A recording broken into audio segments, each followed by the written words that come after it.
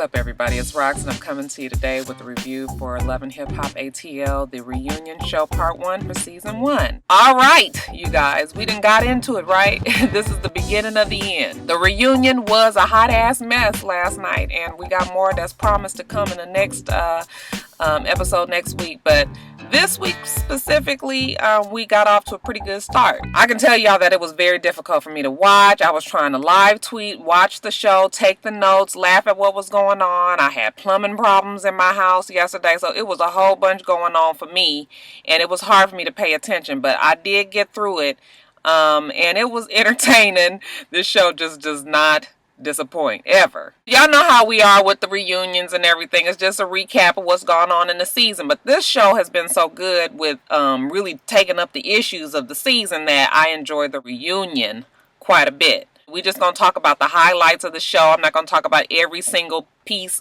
part of the show. This review is going to be very long. I can already tell. I have 5 pages of notes. So this is going to at least be a 30-minute review. I'm going to try to edit it down to 25 though. So let's get to it, shall we?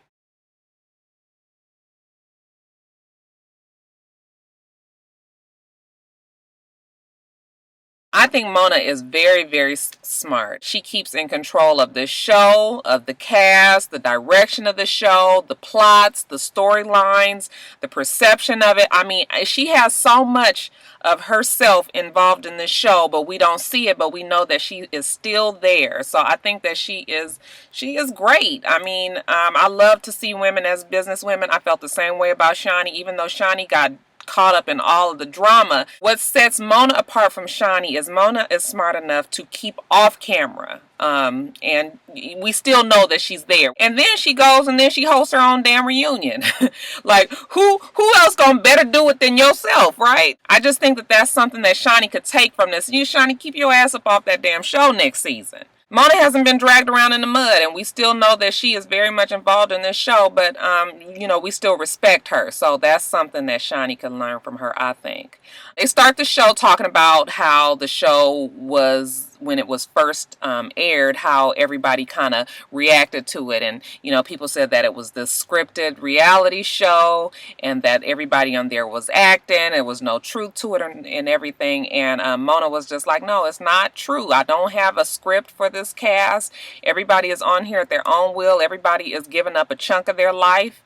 And this is their reality. And I feel like they deserve to tell it. I mean, what did they say? 4 or 5 million people were watching or something? Yeah, this show is definitely a hit. And somewhere along the line, people stopped feeling like the world was coming to an end by watching this show, and people started to enjoy the show for the entertainment that it was. Whether or not you feel like it's bad for society or whatever, the show is a hit. 4 or 5 million people watching, yes, definitely the show is a hit. And she even had Mimi co-sign on the fact that, no, we're not acting. This is our lives, and this is what really goes on. And I was like, well, damn, Mimi, I think I feel even sorrier for you now.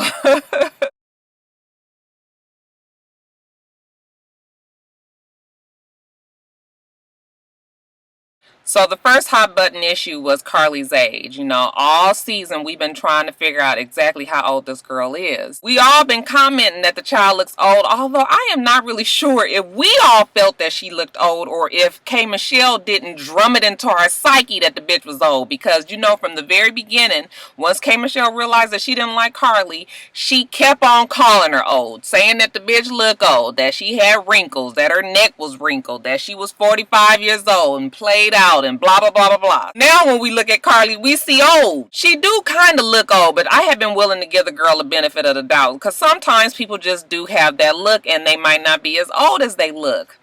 But Carly, when Mona asked Carly how old she was just like, oh, you know, I am a woman and, you know, I will never tell. Well, K Michelle jumps in and is like, the bitch old. Truth of the matter is Carly marched with the Dr. Martin Luther King back in 1968. Y'all, I fell out. Even Mona had to fall out on that part, because I'm telling you, that K Michelle, that heifer note, I said last night, she could write a book on shade throwing. She is the master at coming up with shit just off the top of her head. Just say what the fuck ever, and it's always just right on point. Carly couldn't do nothing. Carly could not recover from what K Michelle was saying. K Michelle called the bitch Harriet Tubman, and I was just like, well, damn, not the Underrailroad. I got a real quick mental picture of Carly under the damn Underground Railroad like I was gonna fuck somebody for tracks. I do's whatever's I got to do to get me some tracks, boss. Who lap I got to sit on? What old man can I fuck? K Michelle was like, well, I checked on your Wikipedia page and it said you was born in 1985. If you was born in 1985, you would have been 14 hanging out with Mimi, and that shit just don't add up. Yeah, that shit really don't add up. Another point that I totally missed, but when I was on Twitter last night, Tammy Talks has said that the reason why Carly won't say how old her daughter is because it will tell how old she is. And yeah, that makes a whole lot of sense. Like, if you have a daughter that's 19, 20 years old, chances are you did not have this child when you was 13, 14. I mean, yeah, it could have happened, but most likely it didn't. And I bet you if she has a daughter that's older, then we gonna probably be able to put 2 and 2 together and at least say that this child is close to 40, if not already in her 40s. And if she really is in her 40s, y'all, I'm gonna have to take this time to say I wish you would sit your 40-year-old ass down with that goddamn Gucci, Louis, Prada, pop them tags bullshit. Too fucking old for that. Oh, and by the way, you guys, shout out to Funky Dineva, who was on the show last night. She is a big YouTube personality. I know most of you guys on here already know who she is, but she's funny as fuck, and she has a channel. He, you know, it's a guy that dresses up like a woman or whatever. But anyway, he was in the audience, and they did open the floor up to him only to ask a question, which was, you know, how is it that you said that you was with Cash Money when we know good and damn well you wasn't? And, you know, it was a whole bunch of roundabout bullshit, but, Mona got her to admit that no, she really wasn't on Cash Money. But when I saw Funky Dineva, I was like, girl, you best to go on ahead, because I'm all for people just, you know, shit, parlaying this whole thing into something bigger. When you see a YouTube personality that's made it onto TV in any kind of capacity, I am not mad. Okay, more power to you. Next hot button issue is plastic surgery. So they just go around the room. Let's see who's had what. Erica says she's had no plastic surgery. Mimi says she's had no plastic surgery. Rashida says she's had no plastic surgery, and I believe that. Those 3 girls all look like they haven't had anything done. K Michelle says she had her teeth and her tits done, and I was just like, all right, K Michelle. Now, that's all you saying that you had done, them big ass and that little teeny tiny waist that just came normal. I'm not saying that it's not true, but it's awful big, you guys. I just kind of feel like maybe she did have some work done, even if it was some, you know, some sculpting in the back or something.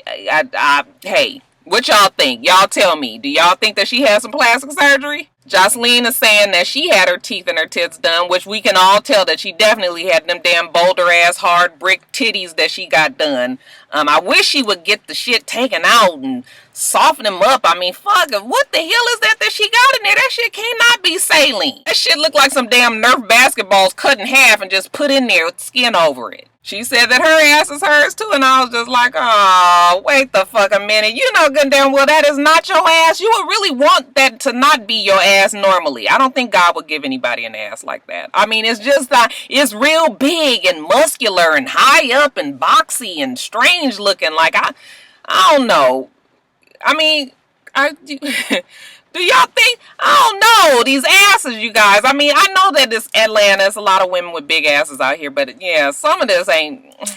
Anyway, they asked Carly what she's had done, and she said she's just had her tits done. And I believed it, because I think that Carly had been wearing butt pads this whole season. I don't really think that she had anything done to her butt, because when they had her stand up, yeah, she had a normal looking butt. She had a nice looking butt. I don't even know why she felt like she needed to wear butt pads, but everybody else's ass is so fucking big on this show that I guess she felt like she needed to compete.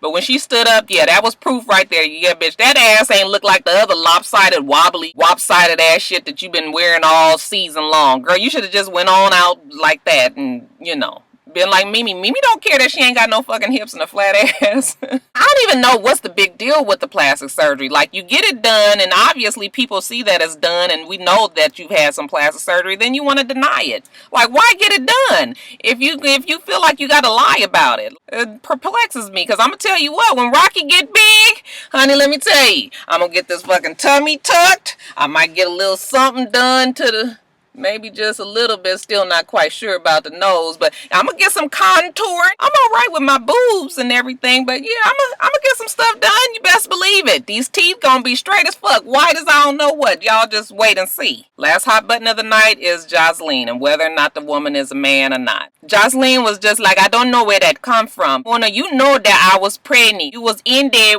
in the room with me when I took my test, so you knew that it was me, that I was a woman. I don't know why people think that. Mona chimes in and says, yes, I was there when she took her pregnancy test because she was very nervous about doing the pregnancy test on screen, in front of the camera, and I let her know that everything that we do has to be on camera. So I was there. She took the test. She was butt naked, and she peed on the stick. I watched the stick, and I watched the results, and I was thinking to myself, now wait a fuck a minute. Now I know good and damn well you ain't got to be naked to take a fucking pregnancy test. Why you ain't got no clothes on, Joseline? That's the first question. Mona, why you up in there when she ain't got no goddamn clothes on? I mean, I know you. All you got to do is sit and pee, right? What all this got to be out for? Anyways, you guys, Joseline says, I know I look good. Okay, everybody out there, they just jealous because they don't have what I have. I can't help it if they jealous of what I got, okay? Because I know I look good. They get to talking about her stripper past, and they ask her where the Chanelica Betancourt name came from. And she was just like, listen, anybody who was a stripper know that you don't use your own name for when you street. Well, I had the ID card. The ID card said Chanelica Betancourt, so that's what I was, Chanelica Betancourt. You know, they tried to bring up the fact that she had been arrested, showed her mugshot when she looked toward, toe up and everything, and she was just real about it. Was just like, yeah, that was like, I don't know what happened there. That was like my mugshot. I had like 20 mugshots floating around out there somewhere. I don't know what happened there. I've been arrested 100 times. I've been arrested over 100 times, because when you strip and they come and they raid the strip club, like everybody get arrested. That's why I got so many arrests. There's a whole bunch of them out there. I don't even know what that one is from. Hey, made complete sense to me.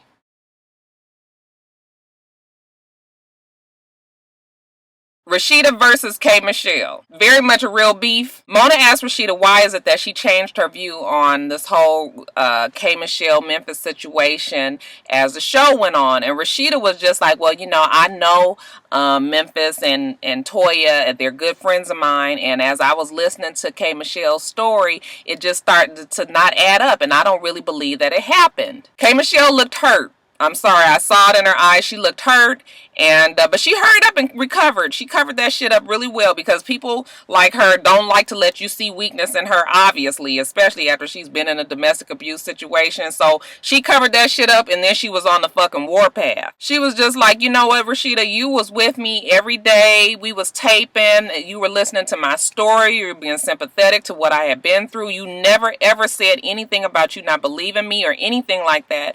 And then when the show aired and the heat got hot in the kitchen and you couldn't take it no more, all of a sudden you decided that you didn't believe me. And I think that is real sad that you basically sat up there with me the whole show, or the majority of the show, on my side, or at least not taking a position, and then to turn around and say that it didn't happen. You sure did collect them checks. And Rashida was like, I sure did. And that made her look bad to me, because now all of a sudden you just doing shit because you getting money for it. Like, that don't make you really look good. Where's your fucking integrity? You just getting a check and willing to say what the fuck ever? No, that doesn't make me like you more. No, Rashida, you know that shit happened exactly like K Michelle said it happened, because y'all know that they were still filming this season when the show first aired. So, and as the show began to come to a close, you could see a distinct sway in the way Rashida was thinking. So yeah, I really do believe that the public and the pressure, the media, and all of the things going on in real life really did affect how she treated K Michelle on the show. Like I said, K Michelle, she know how to say what the hell she gonna say and get her point across. And she was just like, I sat up there and watched you treat your man any old kind of way and disrespect him, so I don't know why I'm surprised that you treated me that way. And honey, why she say that? Because Rashida, I know she's caught a lot of flack about what's going on with her and Kurt. And Rashida reacted like really, really the way she probably shouldn't have, because that was like the button that set her off in a bad way. Rashida got mad. She got to trying to say that she did not treat him any old kind of way. But honey, K Michelle was just over her, just over talking her. You couldn't even hear Rashida. And then K Michelle's, you over there with them bags and them bags. And honey, Rashida must have jumped up and walked over there. Yeah, I got some bags. Rashida, sit your fucking ass down for your skinny ass get knocked the fuck out. Really? You can't be jumping up to no fight with some fucking 6-inch platforms on. I mean, even I know that if you're gonna try to get into a fight, you need to kick your damn shoes off. That right there, that let me know that Rashida was gonna get her ass beat. One swing and you off balance. You on the goddamn ground. Now you got to be biting people and all that. K Michelle sat there just as calm as shit, and at least that's the way it was edited. Made it look like she wasn't worried about Rashida, and I don't think she was. Rashida must weigh 59 pounds. K Michelle's ass weigh more than Rashida do. I felt pretty good that K Michelle was able to say what she needed to say to Rashida, even though the shit was real kind of ghetto and ratchet and all of that.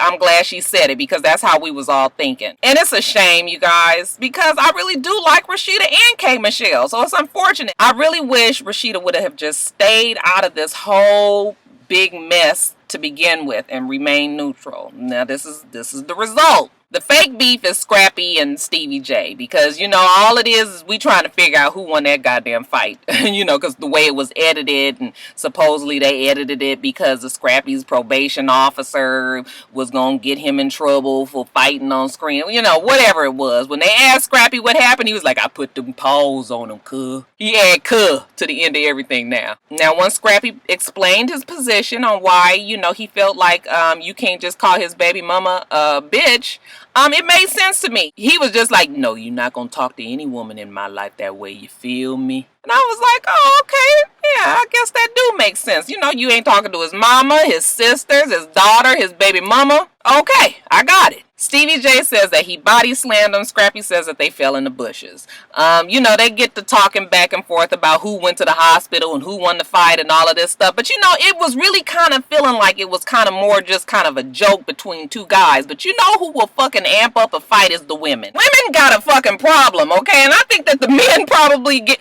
I bet you be more men getting in fight over women than fucking men fighting men because of just some shit the men said to another man. These women keep you in some shit. Mona was just like, well, Scrappy, you called Joseline a bitch. And Joseline was like, no, I don't care that he called me a bitch, okay? Because I know I'm a bitch, okay? I don't care that he called me a bitch. But the problem I had was when that Erica jumped in the fight and was saying things to me and going back all that with all that in my face like this, like, Erica, you know you ain't had to do all that. Like, what's all that about? Here go Erica over there on that chair like, so what? I said what I want to say, and I can do it again, and what you gonna do? And jump if you gonna do something. Oh, that Erica will get some men in the fight. I can already tell that she's probably the one that done got quite a bunch of fucking fights started. Joseline was like, get that bitch before I beat her ass again. Get that bitch before I beat her ass again. And I was like, get that bitch before she beat her ass again.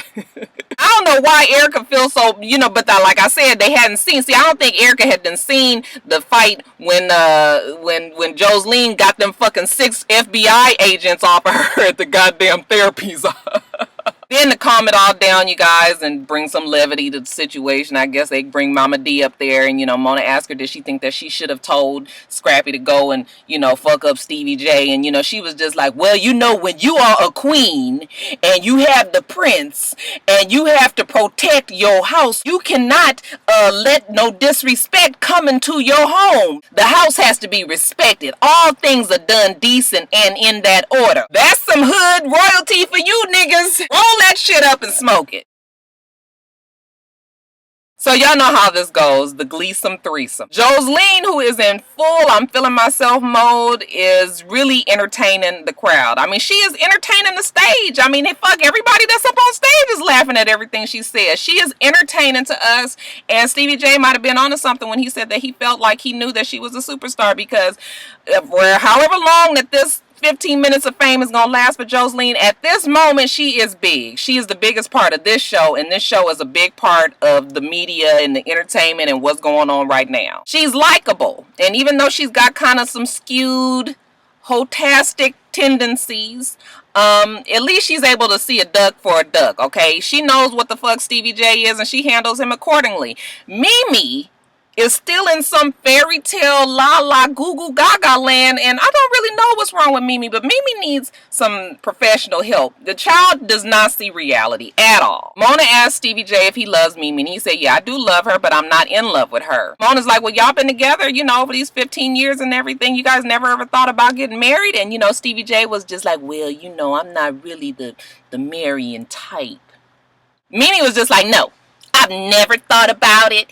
I don't think that I was ever gonna marry him. Mona was just like, okay, so you guys been together, okay, let's say 12 years or whatever. You mean to tell me it ain't never crossed your mind to marry him? No, I ain't never thought that I was gonna marry him. You fucking lying, Mimi, because I don't care what women think about getting married. If you with your man and everything is good, just think about the best times that you are with your man when you guys are in a great place and everything is going positively. You cannot think that, you can't tell me that at some point you didn't think to myself like, wow, I could marry him. I mean, if it was a serious relationship, you can't tell me that it ain't never crossed your mind in 12 fucking years. And then if it didn't cross your mind in 12 years, then what the fuck is wrong with you? Why you waste all your goddamn time with somebody that you knew good damn well that you didn't want to marry? Now see, that's a whole nother problem. And even Stevie J calls her on that bullshit because that's exactly what it is, bullshit. Now, Joseline is talking to Stevie J like he crazy. I mean, she is really talking to him any old kind of way, and I can even tell from the way he's reacting that he ain't used to her being this way. But honey, like I told you, Joseline is really feeling herself. She was like, I know Stevie J, I know what he gonna do, I know what he's gonna be out there doing and everything. As long as he give me the music and that he give me my money, you know, he can work for me, you know, I got to go on out there and get my money. Everybody in the audience was like, ooh. Even Stevie J can't handle it, so he gets up and he goes and sits on the other couch over there with Mimi and Ariane. Now, you know Ariane is the protector. You can't be coming too close to Mimi. I don't really know why Ariane is there, but, you know, they done added her on, I guess, as just so that she can be Mimi's conscience. Stevie J don't seem to like her. They get to arguing back and forth, whatever. Same old same. Mona asked Mimi if she's ever played the victim, and you know our girl is in mad Mimi mode. She does not disappoint, you guys. She's just like, no, I have never played the victim. I have never been that kind of way. I don't need Stevie J for that reason. They talk about whether she was with Stevie J for his money, and she was just like, no, I have my own job and I have always had my own money. I don't need Stevie J for his money. That has never been the case. Aw, shut up, Mimi. Joseline was just like, look, we gonna let Mimi handle Stevie J the way that she think that he need to be handled, and I'm gonna handle Stevie J the way I know that he like to be handled. I know what he want. I know what he need. I know what he like to eat. I know what makes him laugh. I know how he like to have sex. Which is their relationship in a nutshell. Joseline is the one that does it for Stevie J, like I've always said. Mimi don't do that for Stevie J. Mimi is an obligation. She is a mama. She is a baby mama. Then they get on the whole situation with the pregnancy, and Mona asks Stevie J would he have handled that situation differently, and he does say, yeah, I would have handled that differently. I was much more abrasive than I should have been. I wasn't understanding to what Joseline was going through and all of that. So then Mona was like, well, did you believe that the baby was yours? And Joseline was like, he knew that baby was his, Mona. He know that the baby was his. Mimi knew that the baby was his, and Mimi was like, fuck, I didn't know that the baby was his. And I was like, Mimi, you knew the goddamn well that that baby was his. Shit, you probably dropped this motherfucking ass off at the house and was just like, make sure you get a couple of extra pumps in for me. Oh, enabling ass biatch. Stevie J knew that that damn baby was his, and he finally did admit it, and I was like, okay, well, at least we got that part out of him. Lastly, Mona asked Mimi if she thinks that she is done with Stevie J, and, you know, here go Mimi. Mimi was just like, well, you know, he is the father of my daughter. I will never say that we are completely done. I'll just never say that. And I was just like, oh my God.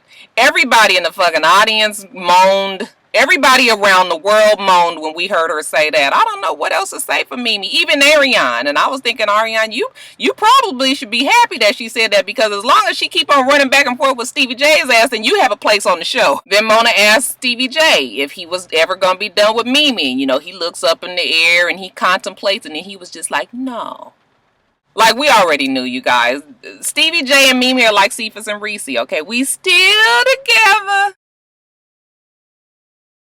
So that's it, you guys. Next week look like it's going to be even better than this week. Look like we're going to get to just some foolishness next week. I'm not going to even talk about next week, but I do want to know if you guys looked at Bucky and her hair. That's all I'm going to say. Please, on the previews, look at Bucky and her hair. So the rest of this week, I'm going to have a top of the blogs. We're going to have Braxton Family Values. That show is really not making me want to do a review every week, but I'm going to do it. I didn't do the second one, but I'm going to do the third one. And then I'm going to make a decision, because the show is just sort of like blah. And then I'm going to probably do a Roxicology maybe this weekend. So I got some videos coming out for you guys. You guys remember to rate, comment, and subscribe to my channel. I'm itsrox. My channel is for itsrox, and everything else I do will be in the bottom bar below. All right. So I hope that you guys have a wonderful, wonderful rest of your day, and I plan on doing the same. Until next time, Roxstars. Bye.